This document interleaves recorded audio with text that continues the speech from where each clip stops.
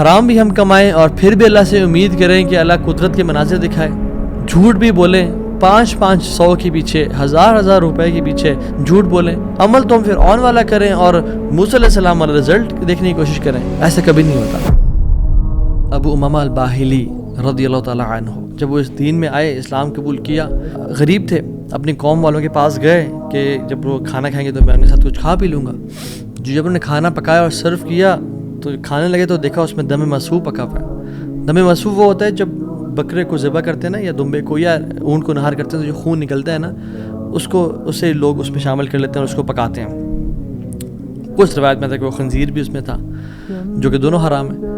تو انہوں نے شدید بھوک کی حالت میں سے ہاتھ بڑھایا اور دیکھا دم مسفوح ہے تو اس کو چھوڑ دیا اور کہا یہ ناجائز اور حرام ہے. تو قوم والوں نے کہا تمہیں بڑا حرام حلال کی پرواہ، تم کون، تمہیں کیا ہوا؟ کہتے ہیں کہ میں ایمان لے کے آ گیا ہوں اللہ تعالیٰ پہ اور اللہ کے نبی صلی اللہ علیہ وسلم پہ، میں نے اسلام قبول کر لیا. تو انہوں نے کہا کہ اچھا ٹھیک ہے، بڑے تم آئے ہو نیک، جیسے آج کل کے لوگ کہتے ہیں نا تم بڑے مولوی ہو گئے ہو. انہوں نے یہ کہا کہ تم بڑے مولوی ہو گئے ہو، تمہیں تمہارا دین مبارک ہو، بہرحال یہی کھانا تو یہ تم نے کھانا تو کھاؤ، نہیں کھانا تو نکل جاؤ یہاں سے. وہ چلے گئے. دور جا کے لیٹے، کہتے ہیں میں نے تھوڑی دیر کے لیے آنکھ لگائی اور بھوک کی شدید حالت تھی. تو جب میں نے حرام کا انکار کیا تھا، مجھے اللہ رب العالمین سے امید تھی، اس قادر قدیر سے امید تھی. آنکھیں میں نے کھولی تو میں نے دیکھا ایک پیالہ پڑا ہوا ہے. اس کو جب میں نے دیکھا تو اس میں دودھ ہے، اور کہتے ہیں میں نے اس کو پیا بسم اللہ پڑھ کے. کہتے ہیں کہ اس سے زیادہ میٹھا، اس سے زیادہ سفید اور اس سے زیادہ ٹھنڈا دودھ میں نے آج تک اپنی زندگی میں نہیں پیا تھا. اتنا خالص دودھ. کہتے ہیں میرا تو پیٹ بھر گیا اور میری رگیں سیراب ہو گئیں اور پورے نا، یعنی جو ایک ڈرائنیس تھی میرے اندر بھوک کی وجہ سے، وہ بالکل ختم ہو گئی.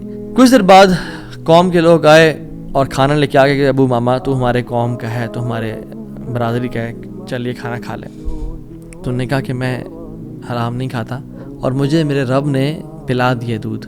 تو انہوں نے کہا کہ ابو ماما تو نے ایک تو پہلے دین کو چینج کیا، پھر تو بس جھوٹ بولنے شروع ہو گیا ہے، کیا مسئلہ ہے تیرے ساتھ، کوئی مسئلہ ہے؟ تو انہوں نے کہا نہیں میں جھوٹ نہیں بول رہا، میں اسلام قبول میں نے کیا اور میرے رب نے مجھے، جس رب پہ میں مان لے کے آیا ہوں، اس نے مجھے دودھ پلایا اپنی طرف سے. وہ کہتے ہیں کہ تم جھوٹ بول رہے ہو.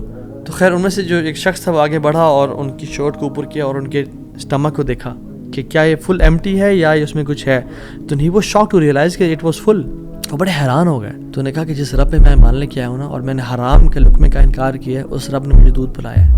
اور ابو امامہ الباہلی رضی اللہ عنہ کی یہ کیفیت کو دیکھ کے ان کا سارا قبیلہ انہوں نے اسلام قبول کر لیا. تو اگر ہم حرام کا انکار کرتے ہیں اپنی زندگی میں، we make it a point کہ حرام لقمہ ہم نے نہیں کھانا، تو اللہ تعالیٰ کس طرح سے اپنی قدرت کے مناظر ہمیں دکھائیں گے. دیکھیں، ہمیں اگر اللہ تعالیٰ کی قدرت کے مناظر اپنی زندگی میں دیکھنے ہیں نا، اور ہم چاہتے ہیں کہ اللہ تعالیٰ ڈائریکٹ انٹرفیئر کریں اور ہماری زندگی کو آسان کریں، تو ہم نے حرام لقمے سے دور رہنا ہے. کہہ دیں لوگوں کو کہ نہیں کریں گے ہم بینک کی جاب، نہیں کھائیں گے ہم سود، نہیں بولیں گے ہم جھوٹ. ہاں بھوکے مر جائیں گے لیکن ہم گناہ نہیں کریں گے، ہم جھوٹ، ہم حرام لقمہ نہیں کھائیں گے.